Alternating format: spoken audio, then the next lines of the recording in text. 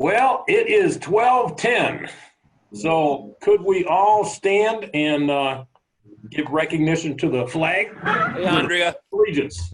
Yes, To the sir. flag. I pledge allegiance to the flag of To the flag. the United States of The America, United States of America. to To the republic. which Which it stands. one nation, under God, God, A nation. indivisible, Indivisible. liberty and justice. and justice for all. Justice for all. All right.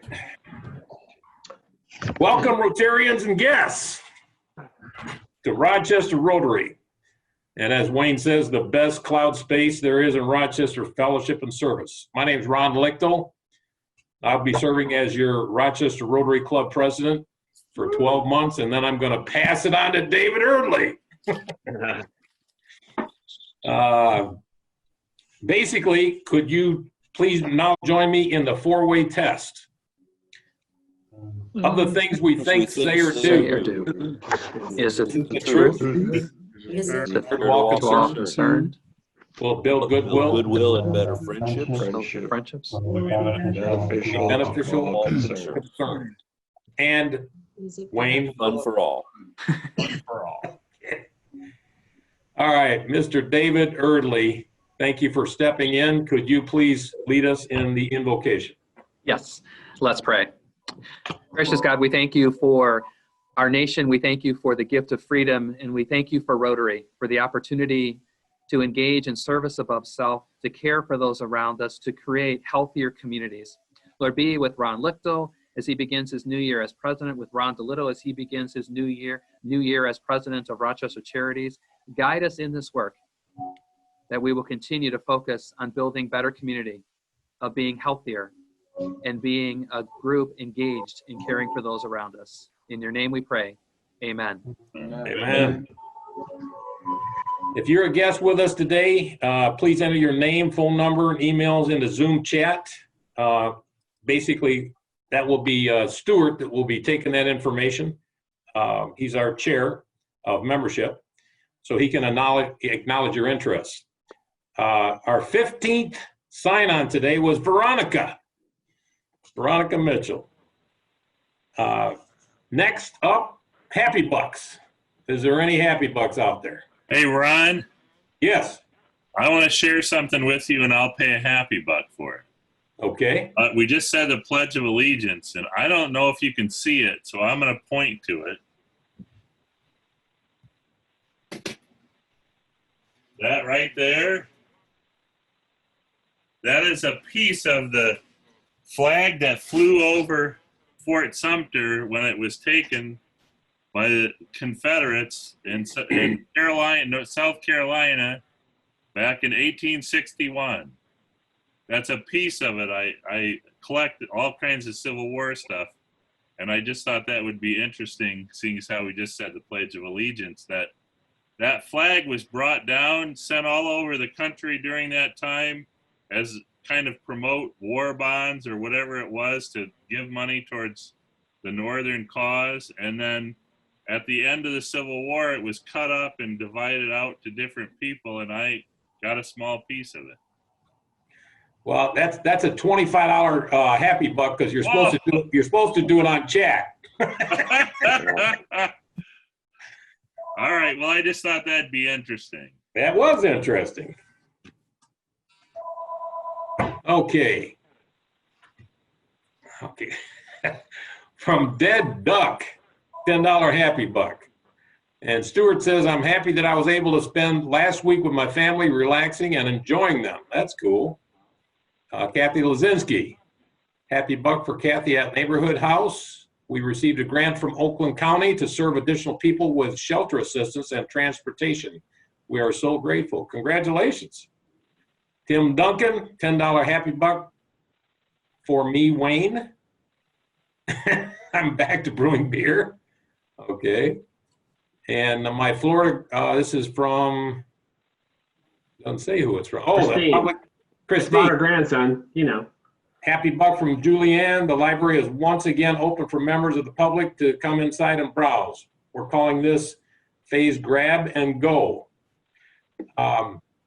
I tell you what, one thing that was recommended, I think it was, I'm kind of trying to remember, I think it was Tom Nouveau, that instead of, especially to help Vince, instead of doing a $5 every week, do like a one time a month, like a 25 or 20 or $25. So that'll basically, rather than you getting a bill every week, I thought that was a good idea. So I'm going to end up doing that myself. It was just an idea that was put out there, kind of help Vince. Any other happy bucks? All right, moving on. Birthdays.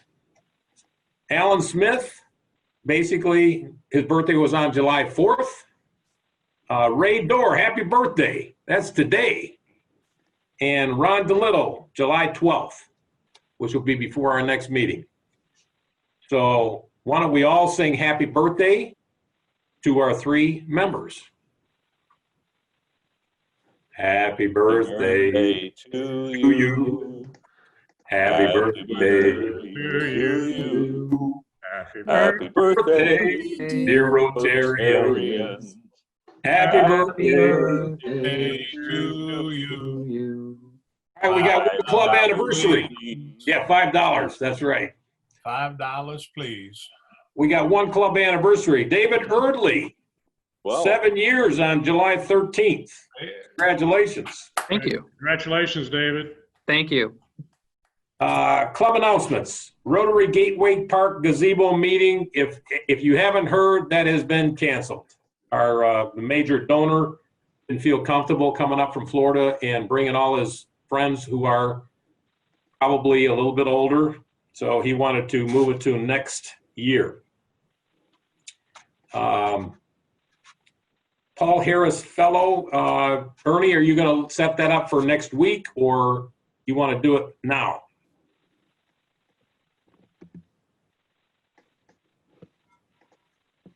I think we're Ernie, you're doing it muted. on the 21st. Okay, for the 21st. All right. And the Rotarian of the week was Ernie Schaefer. So, Ernie, you got somebody in mind that you want to pass that wonderful thing on to? Well, I had somebody in mind, but after hearing you sing happy birthday, I'm not sure I should give it to you. You just did such an outstanding job. But because you're president, I can't give it to you. I want to give it to somebody who's done a heck of a job in, in the wine tasting event. He's done this job for quite a number of years. Doesn't get a ton of recognition for it. But Kerry Riggs has just done an outstanding job lining up the restaurants. I think this year he had over 20 lined up. And of course, nobody sees the, the fruits of his hard work. So Kerry Riggs, for your ongoing efforts in wine tasting, you're the Rotarian of the Week. Congratulations. Thanks, Ernie. So what do you have to say about that? That's great. Didn't expect it. Thanks, Dave. All right. Okay, on to our sheriff. Peter, are you Yes. open? I am here. I am here. Well, thanks for inviting me to be this week's sheriff. Let's cover a few things in history to start off with. Today is July 7th. This day in 1947 was the Roswell UFO crash. So all of you that have been abducted, that's $1. If you've ever seen a UFO, Archibald, don't laugh so much because this is gonna go your way in a minute here. If you've ever seen a UFO, that's $2. And by the way, if you didn't hear, the OU opened its new bioengineering department, and now that they've come online, they've stumbled across the fact that David Archibald is not even from Earth, so he's going to be fun. And you'd notice that he's got that wrap on his hand, which is probably where they went in and tested his DNA or something. 1949, this day, Dragnet was first rolled out on TV. So anybody that has confronted law enforcement over the last year, parking tickets and speeding included, that's $1. Birthdays, Jim Gaffigan, the comedian, very funny guy. He has a famous bit about Hot Pockets. If you've ever had a Hot Pocket, no fine. That is the fine itself. If you have never had a Hot Pocket. That's $1. And $2, I didn't see Elena on the show or on the Zoom, so I'll double this fine for her remotely offline, but it's $2 for her distinguishing laugh. Next up, it is National Cell Phone Courtesy Month, which means Ted Rummel, who takes cell phone calls during Rotary meetings with his ringer on full blast, is being fined $5 for that himself. National Hemp Month, I didn't see Phil Lohman, but this is his month, so I'm going to fine him $5 as well. I probably have to double that. National Blueberry Month. This is a really strange workaround, but Stuart Signer is well known for his vodka-infused blueberries that he passes out to people. So that's a $5 fine for not sharing that recipe with the rest of us, Stuart. And getting into current events, allegedly Brian Barnett has halted production of a statue of himself for the fear that it would be toppled. So that'll be a $5 fine to him. Ernie Schaefer, you have a $2 adaptive reuse fine since so much of the student housing will never be used again because colleges are going completely virtual. So that's $2. And $2 for you too, Greg, since you're both in the meeting. $1 for anyone who has ever taken a class online. And in the spirit of the week, it's $1 for anyone wearing red, white, or blue underwear currently.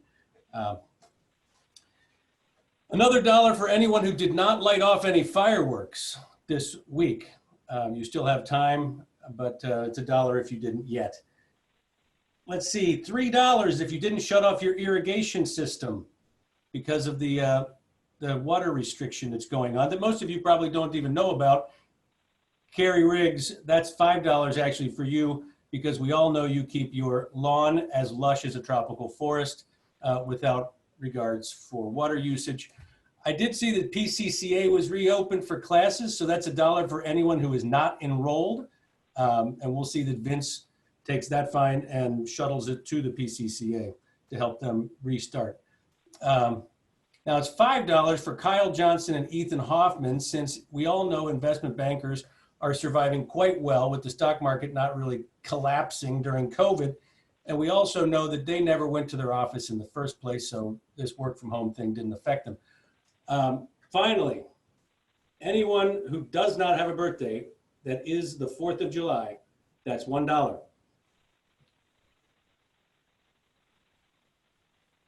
You can unmute. Ernie, I can't hear you laughing, but I can see you laughing. That's funny. That's $1.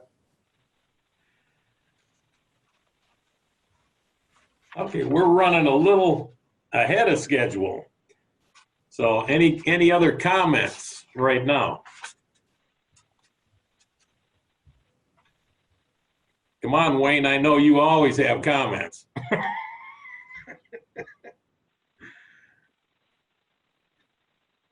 You're muted. Wayne, you're muted.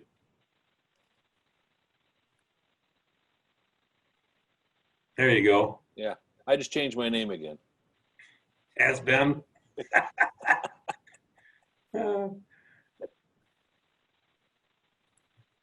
No, I mean, it's having phenomenal weather this summer.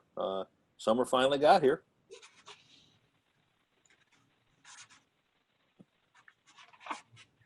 We're running a little bit ahead of time, but is our speaker here? Yeah, she's here. All right. Mr. Tim Duncan, you want to go ahead and introduce our speaker? Sure, absolutely. Good afternoon, Rotarians. Today is my pleasure to introduce Dr. Sharia Hayes. Dr. Hayes serves as the Dean of Students and Title IX Coordinator at Rochester University. She possesses both a Master's in College Student Counseling and Personnel Services and a Doctorate of Education in Higher Education Leadership from Azusa Pacific University. Her dissertation topic focused on examining the leadership experiences of student leaders of color at predominantly white, faith-based institutions. In addition, she aided in developing the Diversity Blueprint for Rochester University, teaches Leadership in a Diverse World course, and has served on several diversity, equity, and inclusion boards during her 17-year career in higher education. Dr. Hayes also serves on the Rochester Hills Mayor's Advisory Committee on Diversity, Equity, and Inclusion, Please join me in welcoming Dr. Sharia Hayes. Hi, thank you for having me. I'm going to go ahead and share my screen so that you can kind of see the PowerPoint that I have. I'm going to have some videos as well so that you guys can engage with that. So give me just 1 second.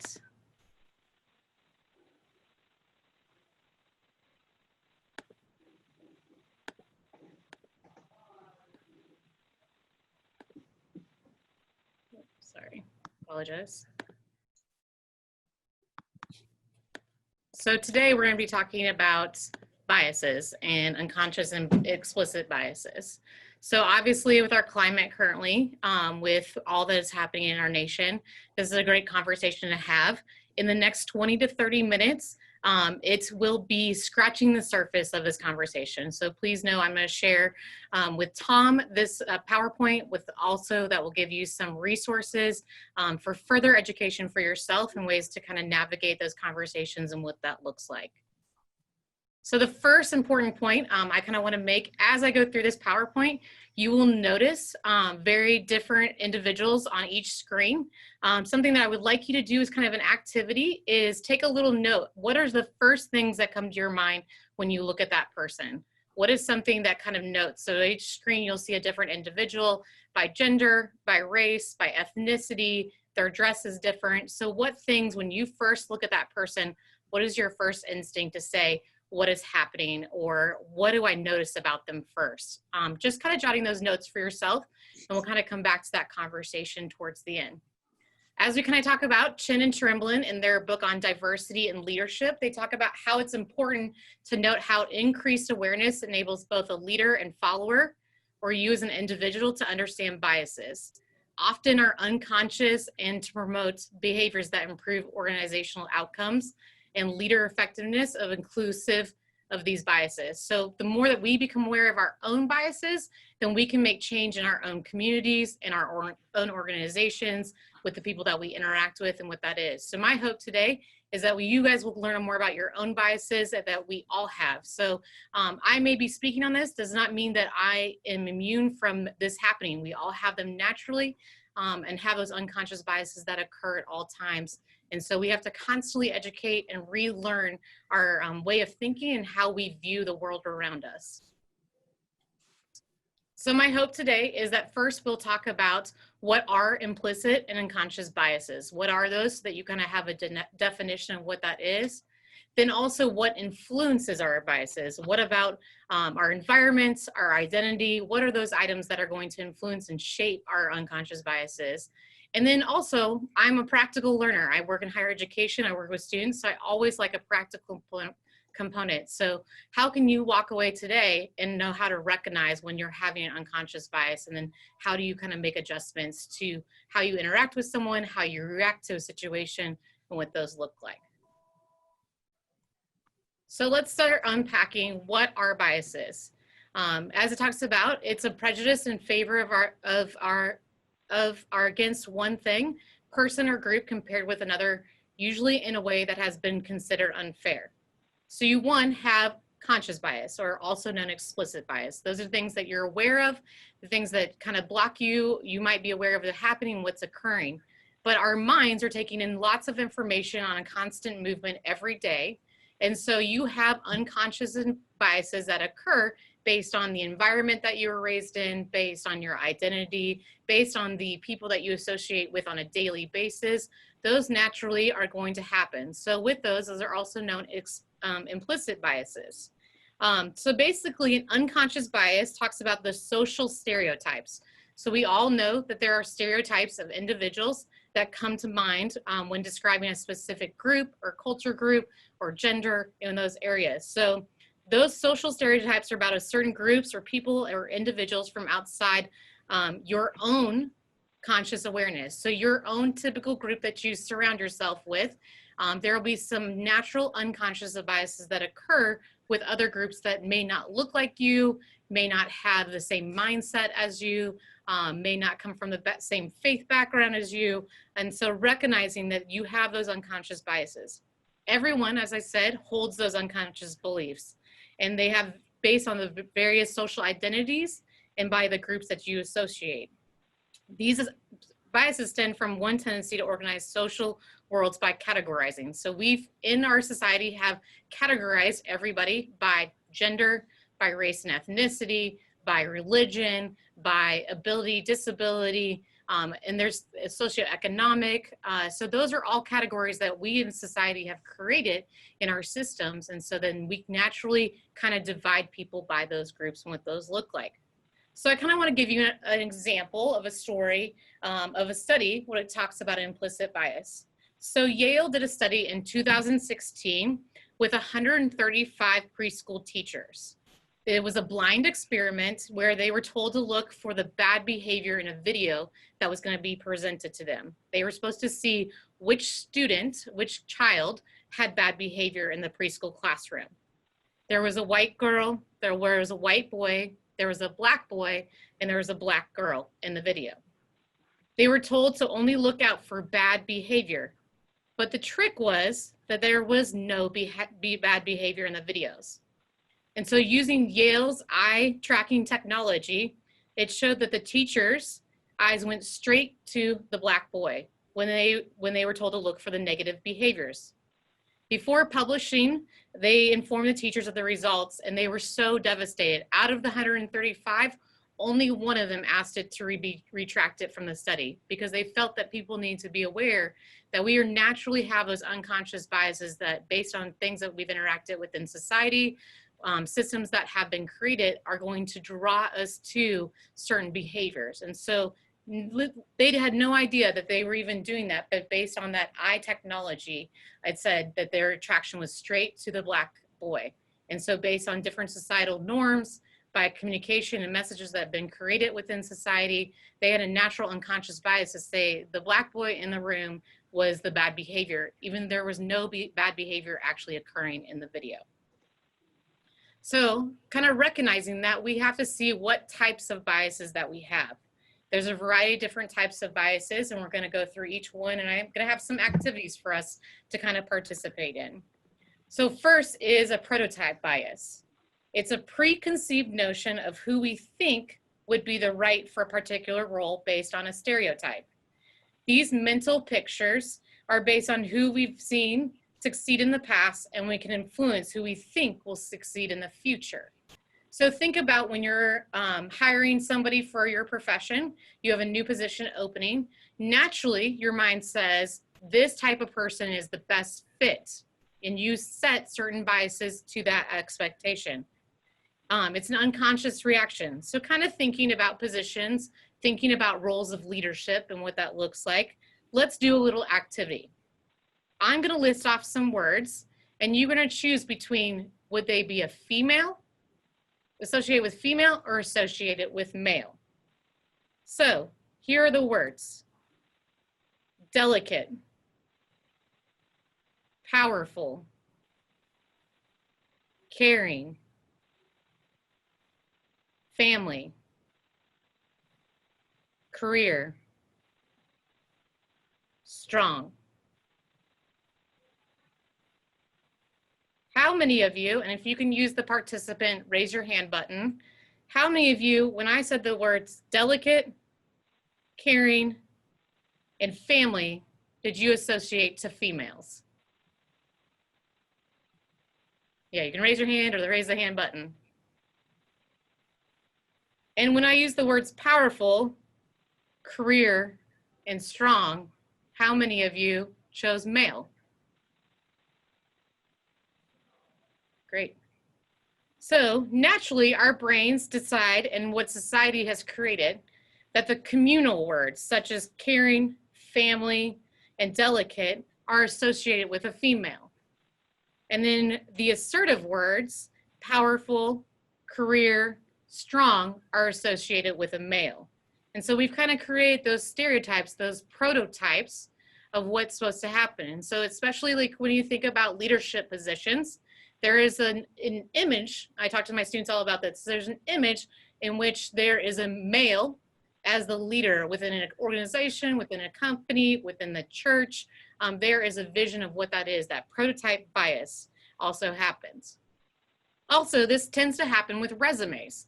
So you look at a resume, and typically statistically, Resumes that have an African American or Black name typically are less chosen over those who have a white name because there's a commonality. So there's that idea of that I know this name, I'm familiar, I know how to pronounce this name. And so I'm going to be more comfortable with selecting this resume versus selecting the one where I may not know the name or I don't identify with that person, what happens. For example, I have been in many situations where because the way my name is written, people tend to think that I am going to be Black. But my name, or I've also had some people assume that I'm going to be from a Muslim background because of the Sharia law. But my name, that emphasizes, I've gone to an interview, I've had people ask and be surprised that I'm a white person.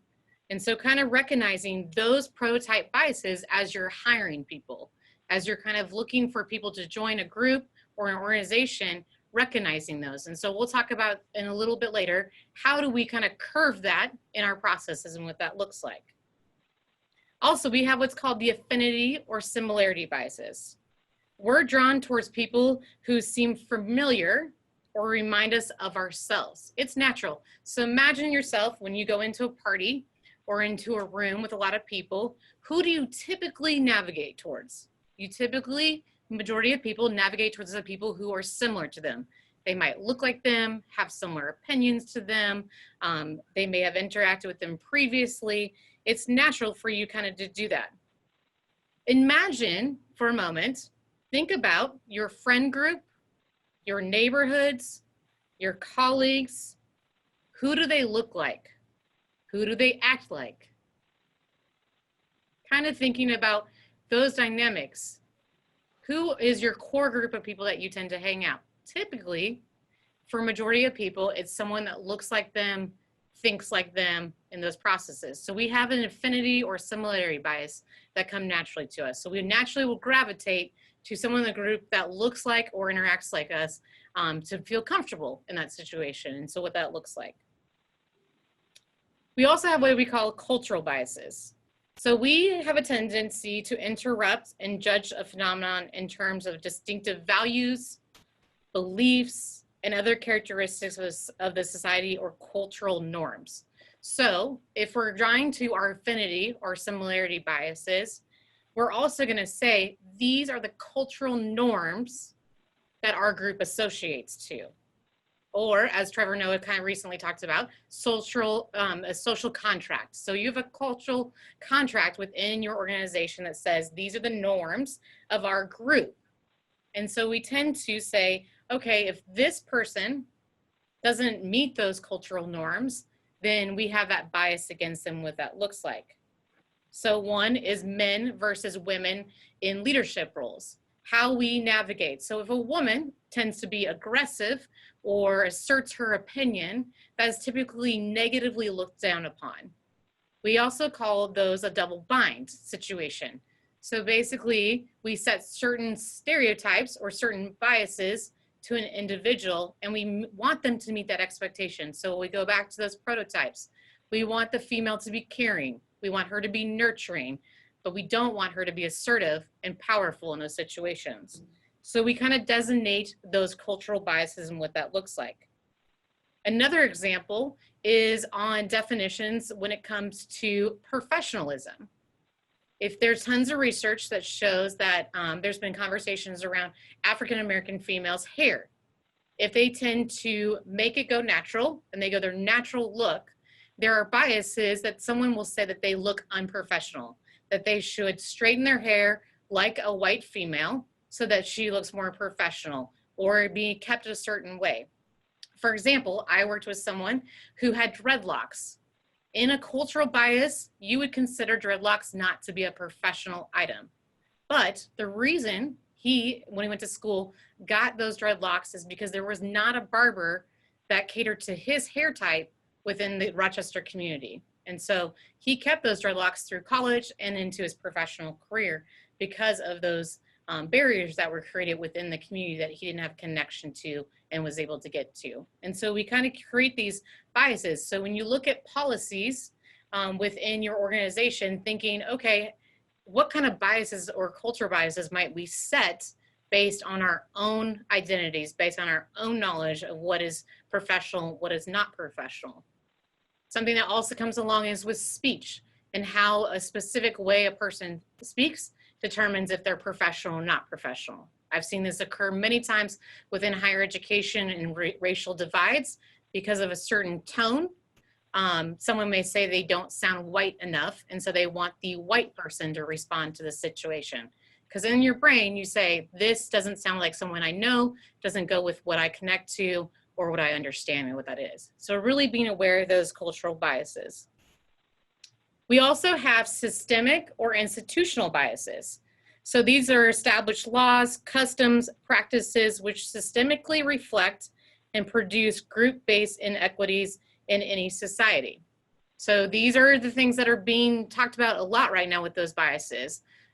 Police enforcement, what that looks like, health insurance and health availability to the Black community. All of those different systems are in place. One of the easiest ways I can break down this system for you is kind of a more, not based on race or gender, but on a very simple, probably everyday thing that you don't think about unless you have this specific system that affects you. So once again, use the participant or you can raise your hand. How many of you are left-handed?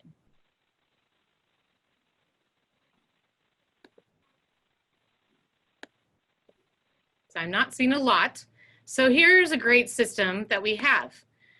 So almost all of society, our systems are created for right-handed people. So if you're a left-handed person, you have to learn how to navigate the systems that are in place to figure out how to survive on a daily basis.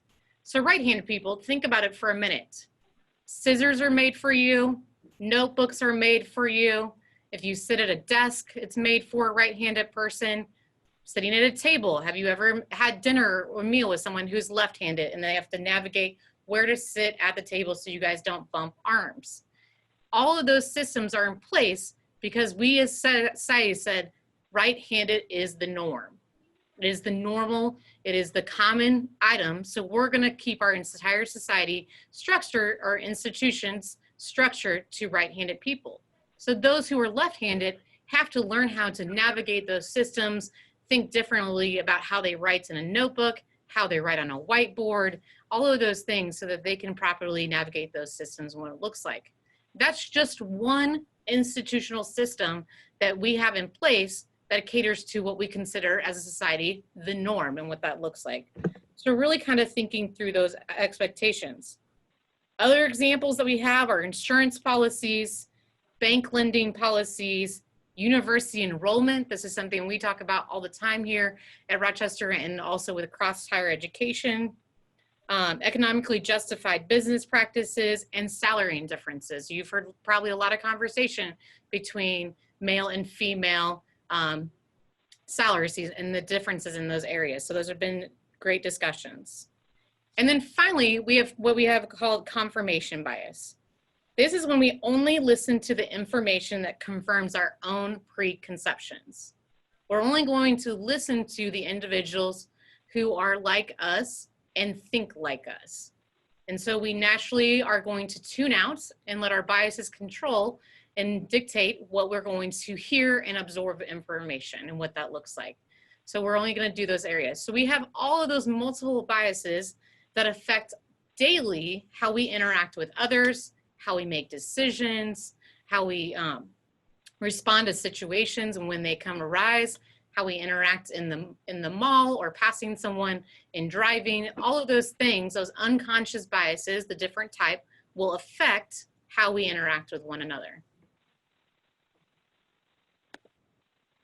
So it's important to know that your biases are influenced by your identity. It's important to understand that your identity is multifaceted due to the intersection of your personal characteristics such as your race, your ethnicity, your sexual orientation, your class, your age, your ability, your religion, and the list goes on. It also is influenced by your values and your principles. It's influenced by your family dynamics. And it's also influenced by your environment. This concept of the intertwining of your identities is called the intersectionality, where all of the aspects of your identity are intersecting.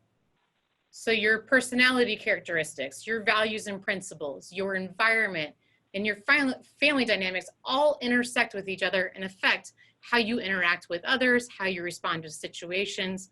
And that's from your childhood history and background all the way to this day and what that looks like.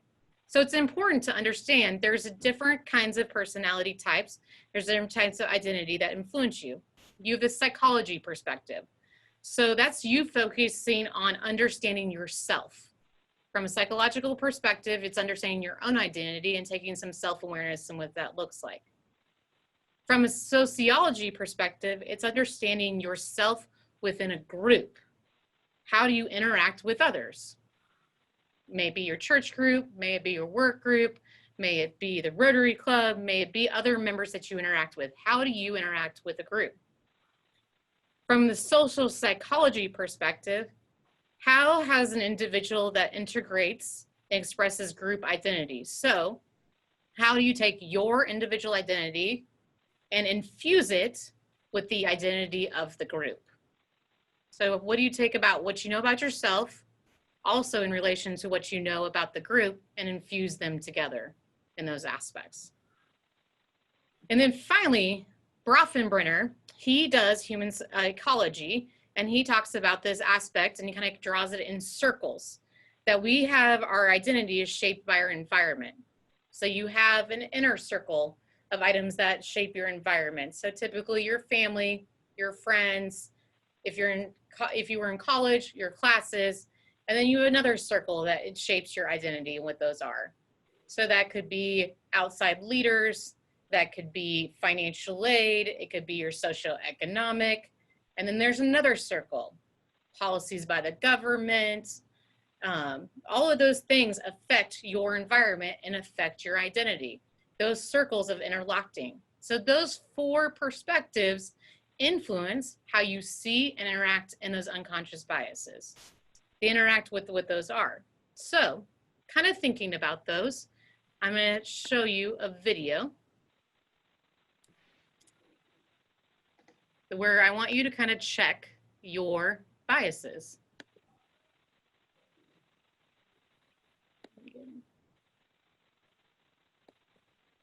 Are you seriously considering her as a candidate?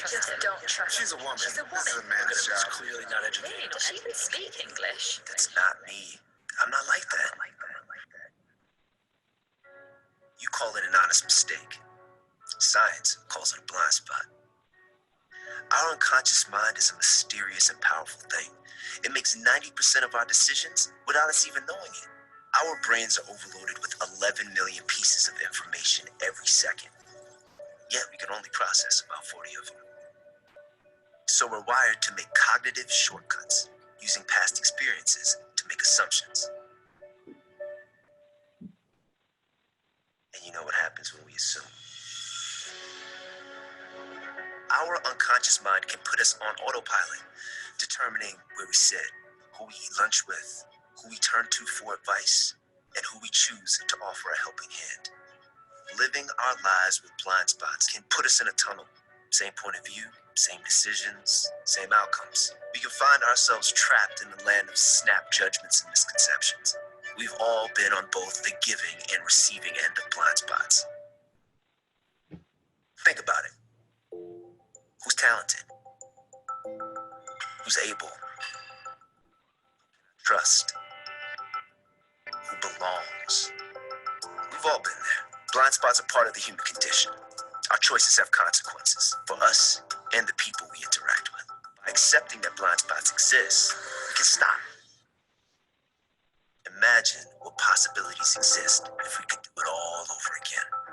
Different perspectives, inclusive relationships, diverse networks, better outcomes, seeing people for who they really are.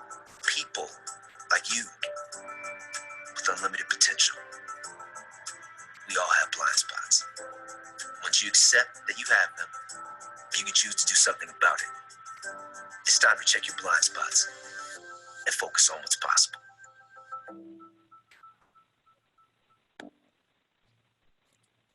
So as he discusses, we do have blind spots.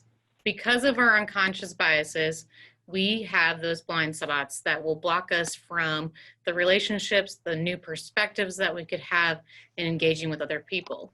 So first, as we discussed, we have to say that we have to recognize we do have blind spots. And as soon as we are willing to say, we recognize that we have unconscious biases that affect how we interact with others and how we make decisions, then we can move forward in beginning to recognize those blind spots and addressing those as we do hiring practices, who we navigate who we go to dinner with, who we interact with on the sidewalk, in the grocery store, at our churches, at our companies, and what that looks like. And so we have to recognize that. So what I want us to do is, so the question is, so what can you do now?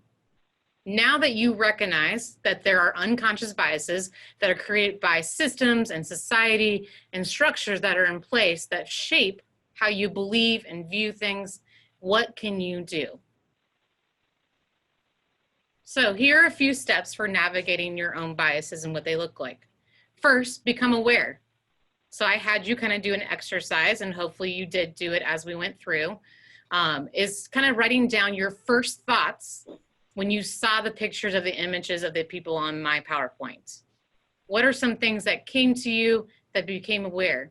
What may be true? What might not be true about those images that you had in your brain about that person? What came to mind? For example, there was the image of the young girl with the blue hair and the nose ring and what that looks like.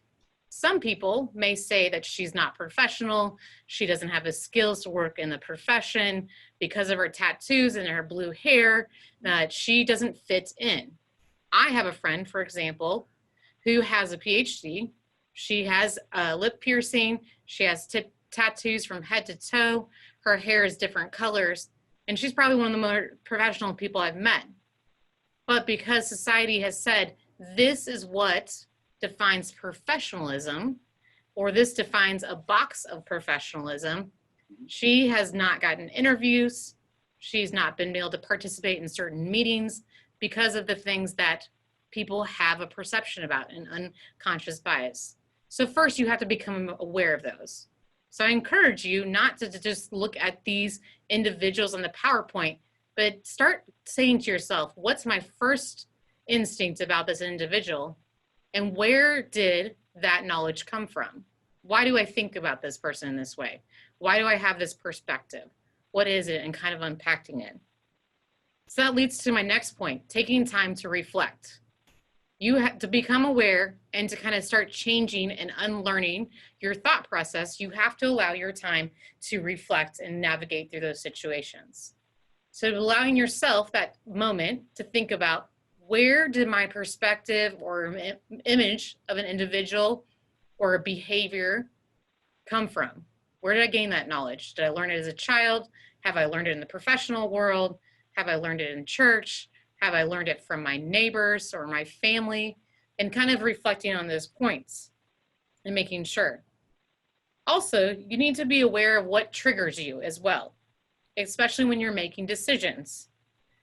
When does it happen? When do you notice that you may be having an unconscious bias occur? Is it happening during a meeting? Is it happening during making a decision? Does it happen when you're talking with a specific group of people? May it be a female? May it be someone with a disability? May it be someone who's racially different than you? When does that happen? When do you recognize those unconscious biases and kind of looking through them? And then finally, you have to slowly start doing small things differently. Mix up who you ask to take the lead on something. Mix up who you ask a perspective from. There's important things, especially as you lead your organizations, your companies, a group, some things to think about. So if you're hiring somebody, and we talked about that earlier, if you're hiring something, set objective criteria for the position. Don't automatically go in thinking, I'm going to fill this with a female, or I'm going to fill this with a male, or even a racial or ethnic description. But go in with the objective mindset. this position, someone to get this position has to have X, Y, and Z to fulfill it. And then once you've kind of come to a decision on hiring someone, share that with different people who have different perspectives and describe, why did you make that decision? What was your rationale behind hiring that staff member, or what's your rationale for wanting to hire that person? And did you meet your own objective requirement? Some way to also do it is when you have resumes, remove people's names. Just look for the content, the objective behavior that you're looking for to determine if you're going to offer an interview or an opportunity to that person. By removing their names, you're removing that bias that you could naturally have and what that looks like. Also, don't just make assumptions based solely on your idea of fit. What you think is just the ideal fit for the position. Don't just base your opinion on that moment. Make it on those objective components, that criteria, that different perspective that you got from someone else who interacted with the candidate. Also, look at your environment around you. As we did earlier, I talked about, who do you typically hang out with? Look at your neighborhood, look at the church, look at the organization, your group of friends. Examine your network, and I challenge you, how do you push yourself outside that network and getting to know people who might not look like you, may not think like you in those areas? How do you start engaging in those conversations and getting to know them and understand where maybe some of your unconscious biases might be directing those interactions? And then finally, who has a seat at the table versus who has a voice that is represented at the table? It's one thing to say there is a female, a Black person, an Asian American individual at the table, or someone with a disability at the table. It's one thing to say that they have a seat at the table, but really, are you allowing those individual perspectives to be a part of the conversation? Do you ask different people to lead the conversation to get new insight about a scenario or situation? If not, it's one thing to see them at the table, but it's a completely different situation when you're asking them for their perspective and allowing their voices to shine and represent who your organization is as a full perspective, not just one narrow perspective what that looks like.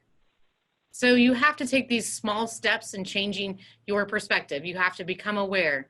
You have to take time to recognize, when does this happen? You have to take time to reflect on it and realize this is an ever going on situation. Your environment, your identity, your history, all affect those biases. And then you have to take the steps towards unlearning those unconscious biases that you have. Thank you for your time. If you have any questions, I'd be happy to answer them. If not, you're welcome to email me.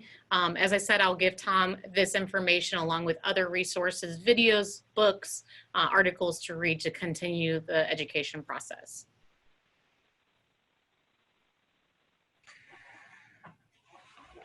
Thank you, Sharia. That was awesome. And as you were going through the different people that popped up on the screen, I had jotted down a few things. I'd like to hear some comments from some of the other people. Yeah. What they came up with. Why don't we take Stuart? Yo. What did you when you saw the first guy, the second, third, fourth, or fifth? What's some of the things that crossed your mind? Well, initially, you kind of draw to, are they male, female? What their ethnicity is. I mean, what I try to do, to work on that is just initially, your first instinct should be they're a human being. They're a human being, right? That's kind of to, create that just connection with them, right? That's the initial affinity that we all have.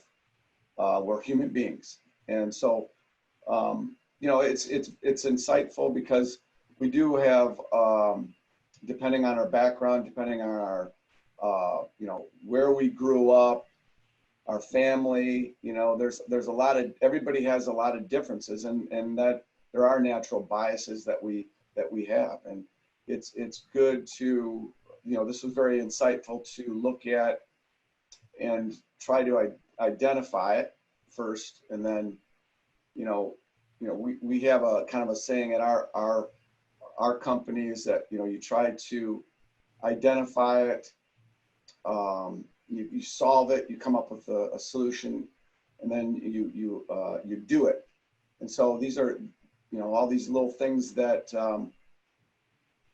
that were brought today are things that we all need to consider and work towards and work on. Interesting. I had a completely weird things that came through my mind when, like, the first one that popped up. My first impression was, oh, cool dude. I wonder if he's Puerto Rican. My son-in-law is Puerto Rican, and he's a really cool dude. Second one, my first thought was she Japanese? I'm a Mori at our church. I was there when she was born, about 5 hours after she was born, and today she is a lawyer in Chicago and speaks 5 different languages. The one with the colorful hair, I thought, neat. I was jealous because I'm bald. The one with the fourth one, I thought, funny person. She was kind of personality plus. And the last one, my first impression, college kid. Basically, in my own business, when I hire, I usually give everybody a chance. Doesn't matter age, ethnicity, doesn't matter. What I look for is attitude and work ethic. To me, it's like Ray Dorr can attribute or basically go along with this. I was in the Army, and it's like, and I was in a specific part of the Army. It was a Green Beret team, and it was like, my team daddy was black. There was 4 blacks on the team, 2 Mexicans, and 4 whites, and it was like, there's no room for anything according to bias or whatever when they're protecting your back. How about you, Tim? Any comments? Only just a very, very brief comment. So looking at the lady with the blue hair, so I noticed that she was one of the few that was not smiling. So that was, everybody else was pretty happy about that. So I didn't even look at her blue hair or anything. I just recognized her. She's a lady with the blue hair. So I really didn't think that she was like a bad person for having blue hair. I actually have somebody on my staff right now that has blue hair. So I just kind of looked right past it. I mean, I don't have any hair, but yeah, it's, that was the only thing that I noticed, that she wasn't smiling. And that was the thing that came across to me to say, why is she not smiling? So, but that was it. That was a fascinating conversation. I mean, I really enjoyed it. It just brought out a bunch of different things. Good. Any other comments out there?